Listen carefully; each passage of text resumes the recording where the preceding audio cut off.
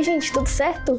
A SMED está promovendo uma mostra de foguetes de materiais reciclados. A Secretaria Municipal de Educação realiza nesta quinta-feira a primeira mostra municipal de foguetes. No evento, cerca de 300 estudantes do 1º ao 9º ano da rede municipal vão lançar os foguetes produzidos em oficinas realizadas em sala de aula. Os materiais vão desde pequenos canudos para soprar a foguetes e garrafas PET. Todos os participantes recebem certificado. Já os 3 primeiros lugares ganham medalhas. O evento vai ser no campo da Escola Municipal de Ensino Fundamental Laurindo Luiz Fórmulo, a partir das 8 horas da manhã. Está aberto o período de participação em escutas ativas para a Política Nacional Aldir Blanc. A Secretaria Municipal da Cultura prorrogou o prazo de participação nas escutas ativas, após pedidos da classe artística.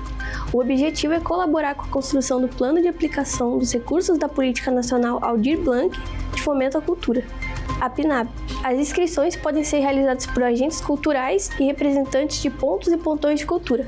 Para se inscrever presencialmente, os interessados devem participar do encontro, que vai ser realizado no dia 8 de julho, às 6h30 da tarde, na Fluência Casa Hip Hop, localizada no bairro Santa Fé. Já as inscrições online devem ser realizadas por meio dos formulários disponíveis no QR Code. Finalizo te contando que a Secretaria do Esporte recebe inscrições para os Jogos Abertos de Basquetebol.